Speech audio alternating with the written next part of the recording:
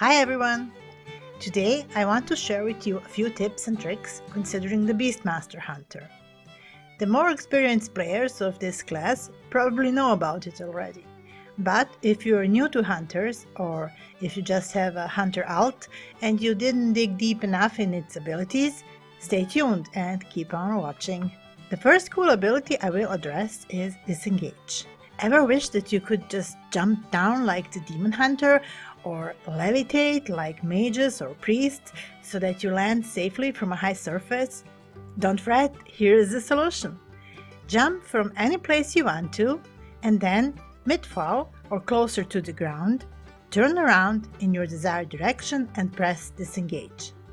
This will land you safely with minimal health loss or none at all. And if you use the talent Post Haste, you will have even more benefits like speeding up your run or freeing yourself from traps and such. Ever wished you could prowl like druids or vanish like rogues?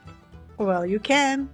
First choose the camouflage talent, then drag it into your spell bar and bind it to a key. I use the number 0. So now for an example, you run into a group of mobs and aggro them. You could feign dead, but if there is no safe place to get up from your feign dead, then do this. Feign dead, get up, and use camouflage. Other examples meant to use feign dead are when you are targeted by some enemy ability. Then you can feign dead to cancel it. It usually works on most of the channeled spells, but not on all. So try it out and experiment a bit yourself. One good example is when Razan, the big dino boss from Atal dungeon, is targeting you because he's hungry and wants to eat you. Feign dead and he'll lose all appetite, and that way you will avoid being eaten or even chased. He's obviously not keen on that meat. If you have the pet's ability Play Dead, and you can buy that and the fetch command from Mardan Thunderhoof or Outfitter Reynolds, I will show you their exact location on the end of the video.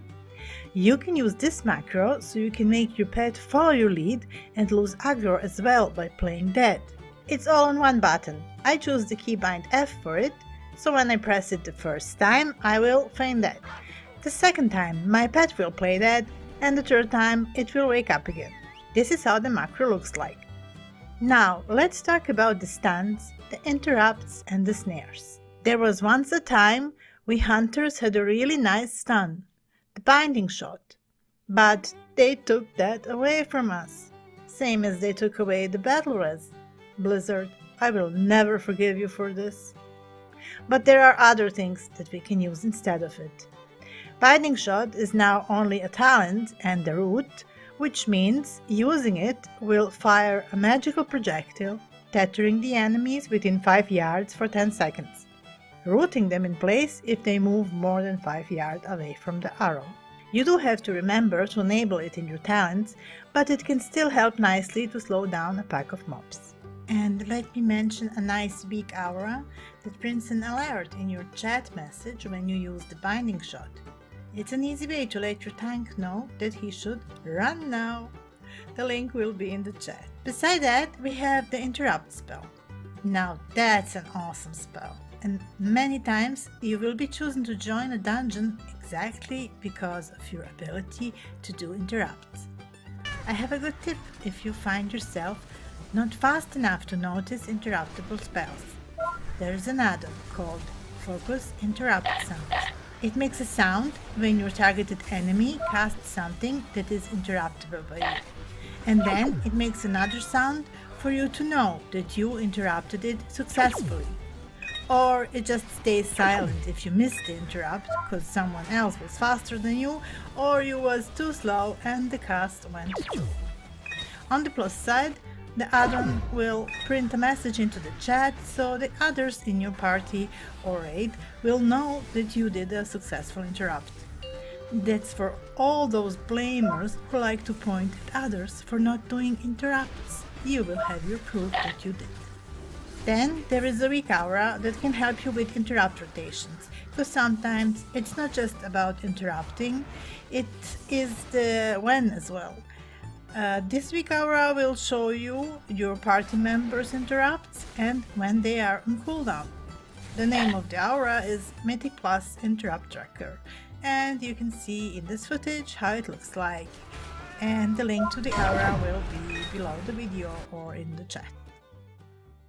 There are 2 more spells that we can use instead of an interrupt, though they don't work on all mobs, but on most of them. You can use your pet's Intimidation. It will stun the target for 5 seconds and it has a 1-minute cooldown, and thus interrupt his cast. And the second one is the Freezing Trap. Even if it's going to be cancelled the moment the mob gets hit by anyone, it still will stop the casting for that second that it lasts. And the nice thing you can do with your Freezing Trap is to use it to trap a ranged mob that is too far away from the pack that your tank is aggroed, but is still doing damage to him from far. If you trap it, it will cease casting those ranged attacks. The last, but not least, is the Tar Trap, to be used whenever you want to slow down the pack of mobs you're attacking. Another cool ability of Beastmaster Hunters is our Survivability. Be your own healer. There are many ways you can survive when encounter goes wrong or help loosen the burden of your party's healer. First of all, we have the heal spell, Acceleration. It heals you for 30% and at the same time it heals your pet for 100%. It has a 2-minute cooldown, but that can be altered by using the talent Natural Mending. This talent reduces the cooldown of Acceleration by 1 second every 30 focus you spend. And if you use the Azerite trait, Nature's Salve, it will heal you for additional 30k and reduce the CD for 15 seconds. The next thing is our Turtle Shield. If you use it, it will reduce all damage by 30% for 8 seconds. But if you have Azerite armor and you choose the trait Shell Shock, then it will not only shield you from all damage, but as well heal you for 2480 heal every second that the shield is active. Other handy moments to use the shield are when you fall, when you need to soak an ability in a raid or a dungeon, when you know you will be mind controlled, like with 3 Witches boss in Warcraft Manor. Use it before the fight, so that the shield cannot be used while mind controlled, because it will be on cooldown. There is a nice macro that can be very helpful if you get used to pressing it gently. It will allow you to have both use and cancel Turtle Shield in one button, because you can't DPS while the shield is up.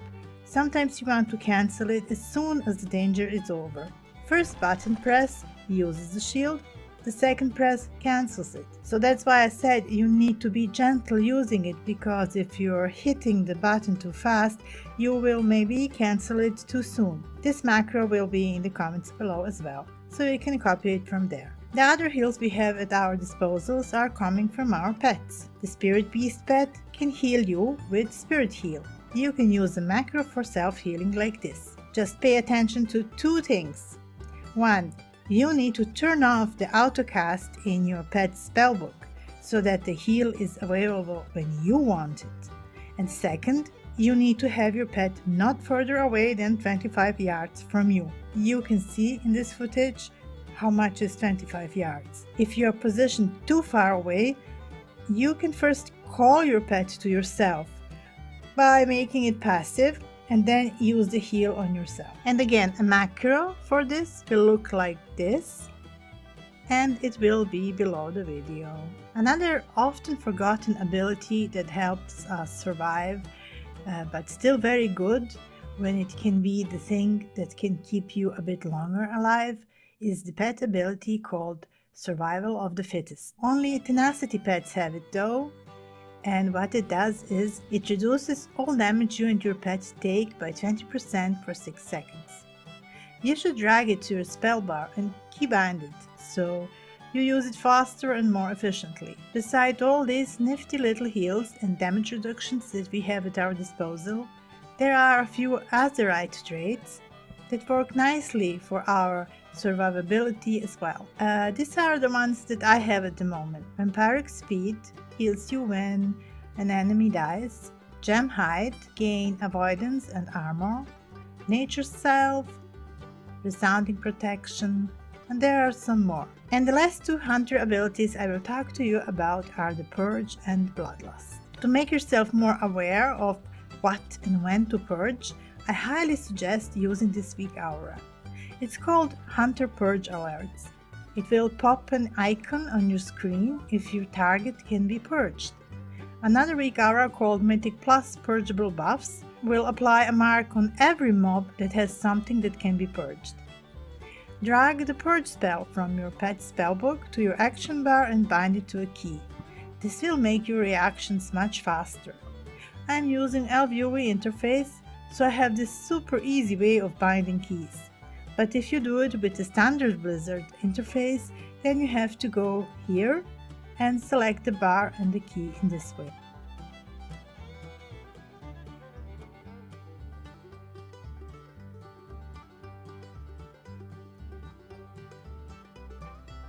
Alright, I almost forgot. I promised to show you where the vendors are, where you can buy the spellbooks that will teach you how your pet can do the fetch and the play dead.